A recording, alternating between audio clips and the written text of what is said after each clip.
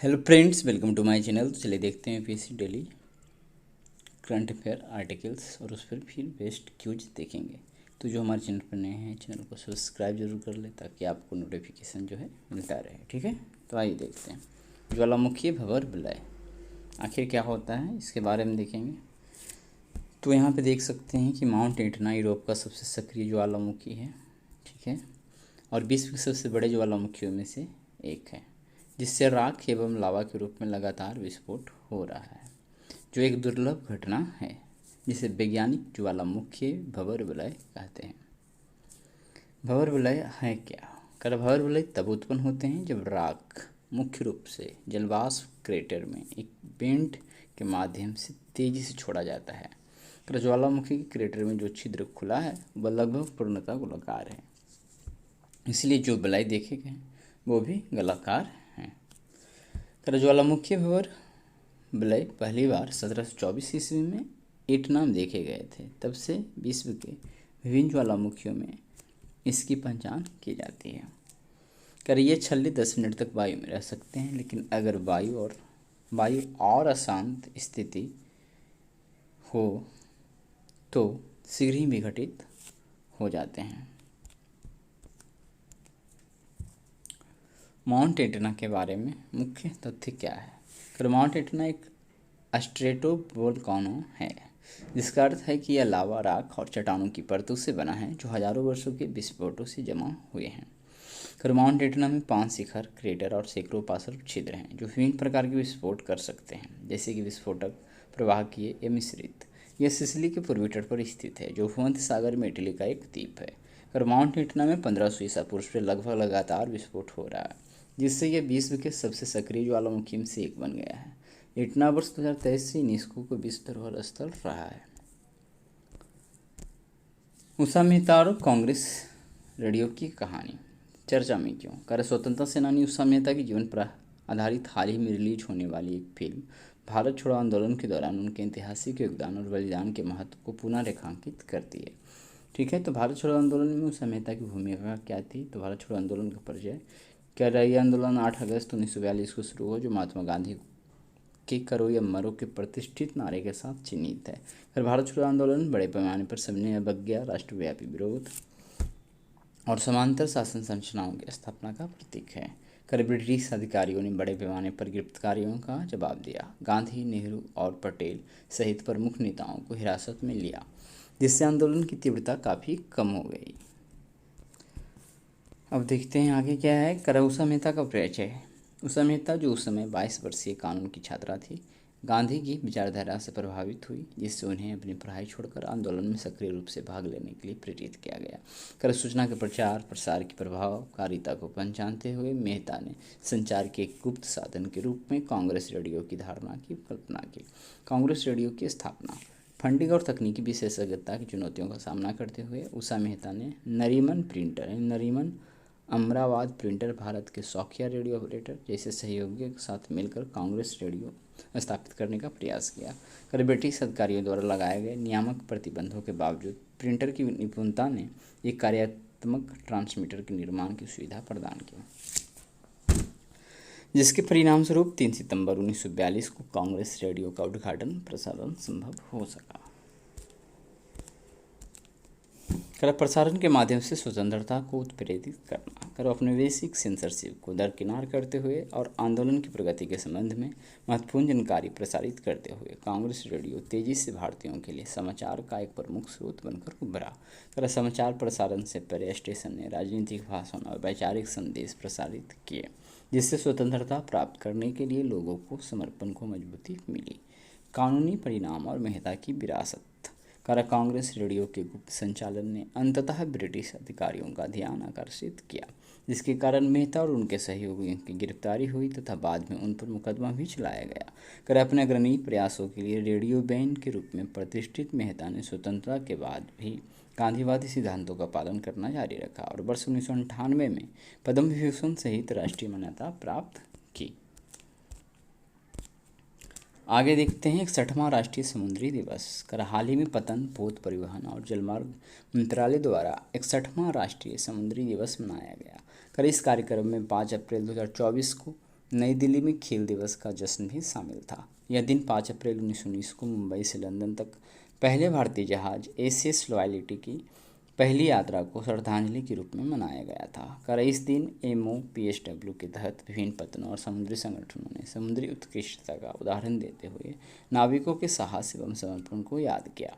कर नाविक वे लोग होते हैं जो जहाज़ों पर काम करते हैं या वे लोग होते हैं जो नियमित रूप से समुद्र में यात्रा करते हैं। क्या है इसके अतिरिक्त प्रतिष्ठित सागर सम्मान पुरस्कार समुद्री क्षेत्र में अनुकरणीय योगदान को स्वीकार करने के लिए थे। कर भारत STCW अभिसमय और समुद्री श्रम सम्मेलन दोनों का हस्ताक्षर करता है। STCW अभिसमय 1977 यह अंतर्राष्ट्रीय स्तर पर नाविकों के लिए प्रशिक्षण, प्रमाणन और निगरानी पर बुनियादी आवश्यकताओं को स्थापित करने वाला पहला सम्मेलन था। कर समुद्री श्रम सम्मेलन 2006 में जो हुआ था, यह नाविकों के काम करने तथा रहने की स्थिति से संबंधित मानक और नियम प्रदान करता है। IPEF स्वच्छ अर्थव्यवस्था निवेशक फोरम आयोजित करेगा। कर Indo Pacific economic framework for prosperity ने 5 से 6 जून 2024 को सिंगापुर में एक स्वच्छ अर्थव्यवस्था निवेशक फोरम आयोजित करने का निर्णय लिया है। कर IPEF स्वच्छ अर्थव्यवस्था निवेशक फोरम IPEF के अंतर्गत की गई पहलों में से एक है, जिसे मई 2022 में लॉन्च किया गया था।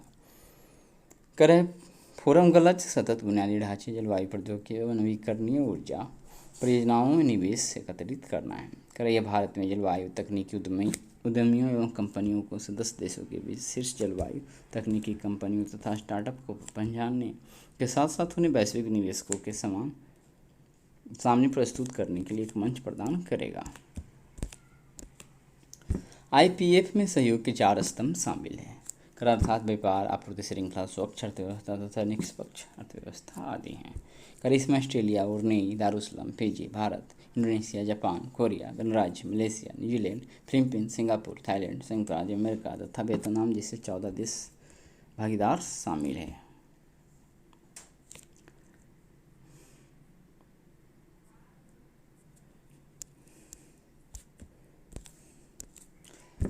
कोडवा समुदाय क्या है? कर प्रतिवर्ष लगभग 300 कोडवा परिवार हॉकी परंपरा और खेल कौशल के उत्सव के लिए कर्नाटक के कोडगु में इकट्ठा होते हैं। कर कोडवा समुदाय के बारे में, कोडवा समुदाय कर्नाटक के कोडगु के मूल निवासियों में से एक है। यह समुदाय एक अल्पसंख्यक समुदाय है। वे स्वदेशी भूस्वामी समुदाय होने के साथ ही शिकारी एवं योद्धाओं की प्राचीन मार्शल परंपरा का भी प्रतिनिधित्व करते हैं। कर कोडवा सांस्कृतिक परंपराएं और प्रथाएं पीढ़ी दर पीढ़ी मौखिक रूप से प्रसारित होती रहे। कोडवा समुदाय ने अपनी अनूठी संस्कृति को बरकरार रखा है।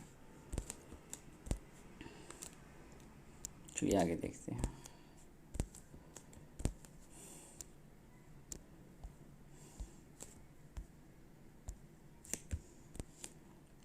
कहाँ चला गया? हाँ, यहाँ। कर भाषा, कोडवाओं की भाषा कोडवा थक है, ये देखना है। कर जिसे भाषाविदों द्वारा एक स्वतंत्र द्रविड़ भाषा के रूप में स्थापित किया गया है। तो द्रविड़ भाषा, इसकी अपनी कोई लिपि नहीं है, यह कन्नड़ लिपि में लिखी जाती है, तो ये भी ध्यान देना। वंश परंपरा, प्रत्येक कोडवा एक बहिर्विवाही पितृवंशीय ओका कबीले का सदस्य है, जिनमें से प्रत्येक एक समान पूर्वज कर्नवा से संबंधित होने का दावा करता है। कर ओका के प्रत्येक सदस्य की पहचान उसके माने पेड़ा, घर का नाम या ओका का नाम से होती है। प्रकृति पूजा, कर कोडवा मुख्य रूप से पूर्वज और प्राकृतिक पूजक हैं। ओका के पहले पूर्वज या संस्थापक कर्नवा को भगवान के रूप में पूजा जाता है। कोडवा अपने पूर्वजों को अपनी मार्गदर्शक आत्मा और अपने बुजुर्गों को अपना जीवित मार्गदर्शक बनाते हैं। कोडवा प्रकृति के तत्वों सूर्य, अग्नि और जल की पूजा करते हैं। कर ये आदिम वन मंदिरों में शिकार के देवता अयप्पा की भी पूजा करते हैं। कोडवाओं द्वारा प्राकृतिक पूजा का एक प्रमुख उदाहरण उनका देव कार्ड यानी पवित्र रूपवन है। कालांतर में कोडवाओं को उनकी मार्शल परंपराओं के कारण क्षत्रिय के रूप में हिंदू धर्म में समाहित कर लिया है। वेशभूषा, कारक कोडवा महिलाओं द्वारा पहने जाने वाले पारंपरिक आभूषण विशिष्ट है और प्रकृति से प्रेरित होते हैं। इसमें मुख्य रूप से रिपुस वर्क का उपयोग किया जाता है, जहाँ थोड़ी मात्रा में सोने को पीटकर पतले शीट में परिवर्तित कर वांछित पैटर्न में ढाला जाता है। आगे देखते हैं कि कोडवा पुरुष कुप्या या लंबा काला या सफ़ेद लपेटने वाला अंगरखा पोशाक धारण करते हैं, जिसमें लाल सोने वाले रेशम की से कढ़ाई की जाती है। अतीत में कुप्या अलग अलग रंगों का होता था। इसकी सिलाई कोडवा महिलाओं द्वारा की जाती थी, जो कढ़ाई में अपने कौशल के लिए प्रसिद्ध थी। पर वर्तमान में पुरुष काले रंग की कुप्या पहनते हैं।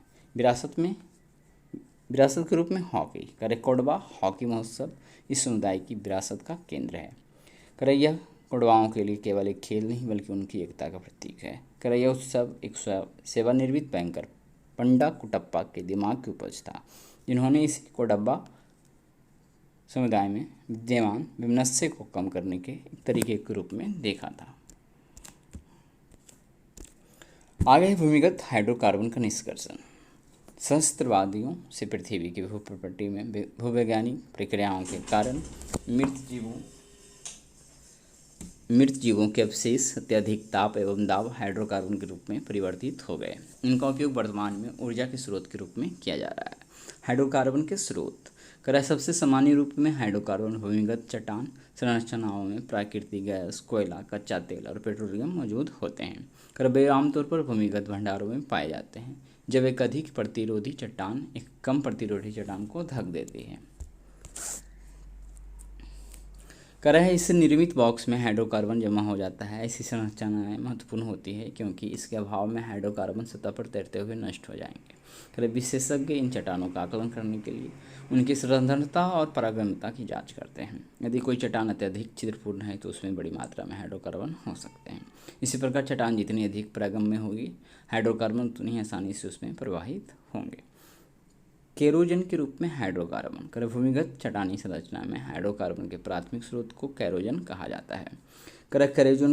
कैरोजन को 3 संभावित स्रोतों से प्राप्त किया जा सकता है। झील के अवशेष यानी लैक्स्ट्रीन, बड़े समुद्री पारिस्थितिकी तंत्र, स्थलीय पारिस्थितिकी तंत्र। कैरोजन के आसपास की चट्टानें समय के साथ साथ गर्म होने व अधिक सघन हो सकती है, जिससे कैरोजन पर दबाव पड़ने से यह टूट जाता है। फिर है लैक्स्ट्रीन। कैरोजन से मोम, समुद्री कैरोजन, तेल, गैस, स्थलीय कैरोजन, हल्के तेल और कोयला प्राप्त होते हैं। कैरोजन युक्त चट्टान को स्रोत अथवा प्राथमिक चट्टान भी कहा जाता है। हाइड्रोकार्बन निष्कर्षण की प्रक्रिया। पेट्रोलियम भूवैज्ञानिकों द्वारा किसी विशेष स्थान को हाइड्रोकार्बन का लाभदायक स्रोत निर्धारित करने के बाद ड्रिलिंग शुरू की जाती है। क्या है? पेट्रोलियम भूवैज्ञानिकों द्वारा किसी विशेष स्थान को हाइड्रोकार्बन का लाभदायक स्रोत निर्धारित करने के बाद ड्रिलिंग शुरू की जाती है। ठीक है, ये तो बात पता ही सबको। पहला कार्य एक उत्पादन कुएं के रूप में एक छिद्र का निर्माण करना है, जिससे हाइड्रोकार्बन भंडारण को सतह पर लाया जाता है। चट्टानों की कटाई को गहराई से रिकॉर्ड करने और उनको गुणों का अध्ययन करने की प्रक्रिया को मड लॉगिंग कहा जाता है।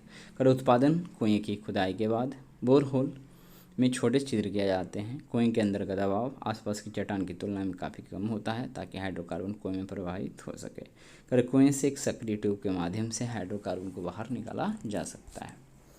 और क्या है देख लेते हैं। उत्पादन कुएं का क्षरण। निष्कर्षण प्रक्रिया के समाप्त होने के पश्चात यदि खनन जारी रखना लाभदायक न हो, तब निष्कर्षण बंद किया जा सकता है। इस प्रकार परित्यक्त कुएं को बंद करने की आवश्यकता होती है, ताकि हाइड्रोकार्बन और बोरहोल में जमा होने वाली गैसें उनके आसपास के वातावरण में उत्सर्जित ना हो। हाइड्रोकार्बन निकालने के लिए आवश्यक विभिन्न घटकों के उत्पादन एवं उपयोग के दौरान जारी उत्सर्जन के साथ अनुचित तरीके से छोड़े गए कुएं मीथेन उत्सर्जन का एक प्रमुख स्रोत बन सकता है, यदि उसको सही से ढके नहीं है। वर्ष 2018 के अध्ययन के अनुसार वर्ष 2015 में 90 देशों के 9,000 तेल क्षेत्रों ने 1.7 बिलियन टन कार्बन डाइऑक्साइड उत्सर्जित किया था। नागरिकों के जलवायु अधिकार क्या है, ये थोड़ा देख लेते हैं। संदर्भ। सर्वोच्च न्यायालय ने पहली बार प्रतिकूल जलवायु प्रभाव के विरुद्ध अधिकार को जीवन और समानता के अधिकार के अभिन्न के रूप में मान्यता दी। हाल यह फैसला गंभीर रूप से प्राय ग्रेट इंडियन बस्टर्ड और लेसल फ्लोरिकन के संरक्षण से संबंधित एक मामले में भारत के मुख्य न्यायाधीश DY चंद्रचूड़, न्यायमूर्ति JB पारदीवाला और न्यायमूर्ति मनोज मिश्रा के 3 न्यायाधीशों की पीठ ने सुनाया है। पृष्ठभूमि। वर्ष 2019 में पर्यावरणविदों ने सर्वोच्च न्यायालय में याचिका दायर की, जिसमें अनुरोध किया गया कि सभी मौजूदा और संभावित ओवरहेड लाइनों को भूमिगत हस्तांतरित कर दिया जाए। अप्रैल 2021 में सर्वोच्च न्यायालय ने पशुओं की सुरक्षा के लिए गुजरात और राजस्थान के एक विशाल क्षेत्र के भीतर ओवरहेड ट्रांसमिशन लाइनों पर प्रतिबंध लगाते हुए उन्हें भूमिगत बिजली लाइनों में बदलने का प्रस्ताव दिया था।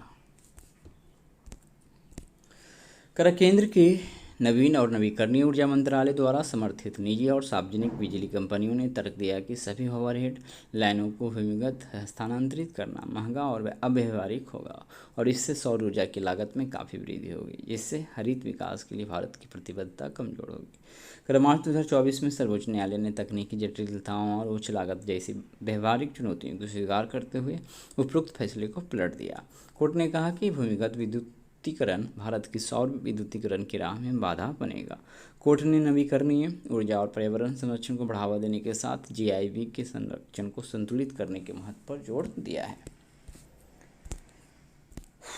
सर्वोच्च न्यायालय के फैसले की मुख्य बातें। मौलिक अधिकारों का विस्तार। जलवायु परिवर्तन के दुष्प्रभावों से सुरक्षित स्वास्थ्य पर्यावरण का अधिकार को शामिल करने के लिए मौलिक अधिकारों को दायरे का विस्तार किया गया है। संवैधानिक अधिकारों की मान्यता दी गई है। कोर्ट ने अनुच्छेद 14 और 21 को स्वच्छ पर्यावरण के अधिकार एवं जलवायु परिवर्तन के प्रतिकूल प्रभावों के विरुद्ध अधिकार के महत्वपूर्ण स्रोतों के रूप में उजागर किया है। आगे है ग्रेट इंडियन बस्टर्ड। ऐतिहासिक रूप से ग्रेट इंडियन बस्टर्ड पूरे पश्चिम भारत में 11 राज्यों के साथ साथ पाकिस्तान के कुछ हिस्सों में पाए जाते हैं थे। वर्तमान में इसकी आबादी ज़्यादातर राजस्थान और गुजरात तक ही सीमित है। हालांकि इसकी छोटी आबादी महाराष्ट्र, कर्नाटक और आंध्र प्रदेश में भी पाई जाती है। इसे प्रमुख घास भूमि प्रजाति माना जाता है, जो घास भूमि पारिस्थितिकी के स्वास्थ्य का प्रतिनिधित्व करती है। वैज्ञानिक नाम आर्दे ओटिस नाइग्रिसेपस। आगे देखते हैं। खतरा, बिजली पारेषण लाइनों के साथ टकराव, विद्युत के झटके। दूसरा है शिकार, पाकिस्तान में अभी भी प्रचलित है, यानी किस कारण से इसका खतरा है। व्यापक कृषि विस्तार के परिणाम स्वरूप निवास स्थान की हानि और परिवर्तन। रासायनिक उर्वरकों और कीटनाशकों का उपयोग, अत्यधिक चराई, औद्योगिकरण, खनन और खदान गतिविधियाँ, अनैतिक फोटोग्राफी से शांति, जंगली कुत्तों द्वारा चूजे का शिकार आदि। संरक्षण, IUCN लाल सूची, गंभीर रूप से लुप्तप्राय। IUCN के लाल सूची में यदि कहा जाए तो ये गंभीर रूप से लुप्तप्राय है। साइट्स, परिशिष्ट वन में हैं। प्रवासी प्रजातियों पर करभिन्नता, परिशिष्ट वन में है। वन्यजीव संरक्षण अधिनियम 72 में के अनुसूची वन में है। आगे देखते हैं लेसर फ्लोरिकन। लेसर फ्लोरिकन घास के मैदानों का एक विशिष्ट पक्षी है जो भारतीय उपमहाद्वीप में पाया जाता है। यह बस्टर्ड परिवार से संबंधित है। तो सबसे पहले ध्यान देना, लेसर फ्लोरिकन घास के मैदानों का एक विशिष्ट पक्षी है जो भारतीय उपमहाद्वीप में तो पाया जाता है। यह बस्टर्ड परिवार से संबंधित है। यह भारत में पाई जाने वाली सभी बस्टर्ड प्रजातियों में सबसे छोटी है। स्थानीय रूप से इस पक्षी को गुजरात में खारमेर यानी घास का मोर और राजस्थान में खार टिटर कहते हैं, यानी घास का तितर के नाम से जाना जाता है। यह प्रजाति राजस्थान, गुजरात, मध्य प्रदेश और आंध्र प्रदेश, महाराष्ट्र और कर्नाटक के कुछ हिस्सों में पाई जाती है। वैज्ञानिक नाम साइफियोटाइडस इंडिकस। संरक्षण, IUCN लाल सूची में गंभीर रूप से लुप्तप्राय के रूप में है। साइट्स परिशिष्ट 2 में है।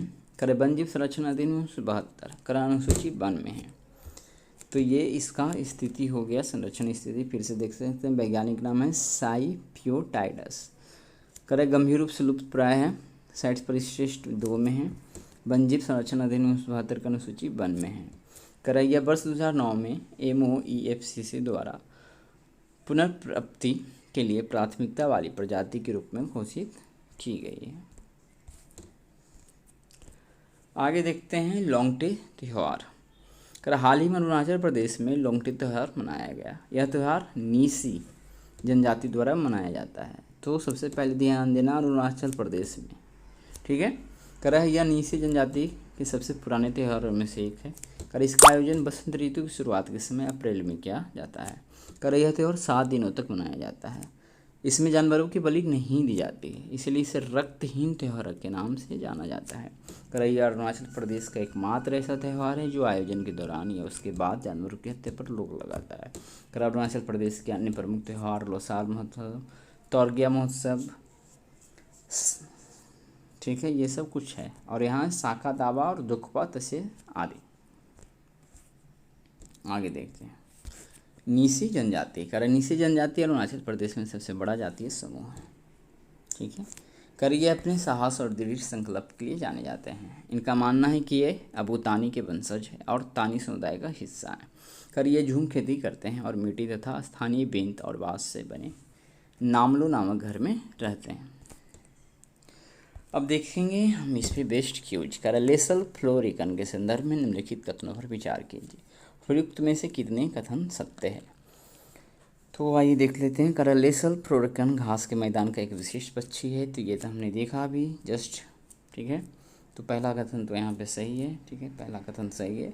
करिया भारत में पाई जाने वाली सबसे वाली सभी बस्टर प्रजातियों में सबसे छोटी है, हमने पढ़ा, ना कि बड़ी, ठीक है। तो दूसरा गलत हो जाएगा। करैया आयुषहीन लाल सूची में गंभीर रूप से लुप्तप्राय है। तो ये देखा था, तो केवल दूसरा सही ऑप्शन भी करेक्ट हो जाएगा। आगे देखते हैं। करे कोडवा समुदाय के संदर्भ में निम्नलिखित कथनों पर विचार कीजिए। कोडवा समुदाय केरल के कोडगु के मूल निवासियों में से एक है। तो केरल था या कर्नाटक था? तो कर्नाटक था, तो पहला तो गलत हो गया, ठीक है। करे कोडवाओं की भाषा कोडवथक है, ये देखा था हमने। करे प्रत्येक कोडवा एक बहिवाई मातृवंशीय ओका कबीले का सदस्य है। नहीं, वहाँ पितृवंशीय था, तो ये तीसरा भी गलत हो रहा है। कोडवा क्रिकेट अभी तो हमने देखा कि ये किससे, हॉकी से।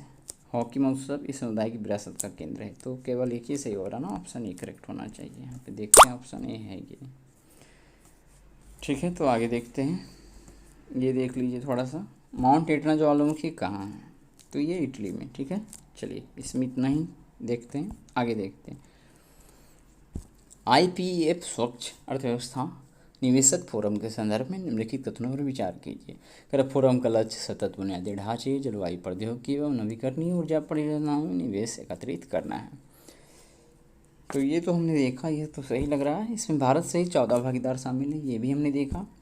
कर रहा है IPEF ने 5 से 6 जून 2024 को सिंगापुर में एक स्वच्छ अर्थव्यवस्था निवेशक फोरम आयोजित करने के निर्णय लिया है। तो ये भी सही है, तीनों सही, ऑप्शन सी करेक्ट हो जाएगा, ठीक है। चलिए आगे देखते हैं। लोंगटे त्यौहार के संदर्भ में निम्नलिखित कथनों पर विचार कीजिए। हाल ही में असम में नीसी जनजाति द्वारा लोंगटे त्यौहार मनाया गया। तो गलत है, क्योंकि हमने देखा अरुणाचल प्रदेश, ना कि असम, ठीक है। कर इसमें जानवरों की बलि दी जाती है, इसलिए इसे रक्तपात त्यौहार के नाम से भी जाना जाता है। तो अभी अभी हमने देखा कि इसमें जानवरों की बलि नहीं दी जाता है, इसीलिए इसको रक्तहीन, ठीक है, यहाँ पे नहीं दिया जाता है। देखेंगे इस कारण से ये भी गलत है, तो दोनों गलत है, लेकिन पूछ रहा था सत्य है। तो ना तो एक और ना दो, ऑप्शन डी करेक्ट होना चाहिए, ठीक है। अब आपके लिए 2 क्वेश्चन है कि आपको बताना है कमेंट में। करें अंतर्राष्ट्रीय मुद्रा कोष की स्थापना किस वर्ष की गई थी? तो आंसर होगा ऑप्शन ओ। चलिए फिलहाल अभी दोनों के बीच में है, अभी भी आप बता सकते हैं कि क्या होगा, ठीक है। चलिए आगे देखते हैं। यूरेशियन ओटर का वैज्ञानिक नाम क्या है? यहाँ पे 4 ऑप्शन है, इसको आपको कमेंट में बताना है। लुट्रा लुट्रा, बी में है एओनिक्स सिनेरियस,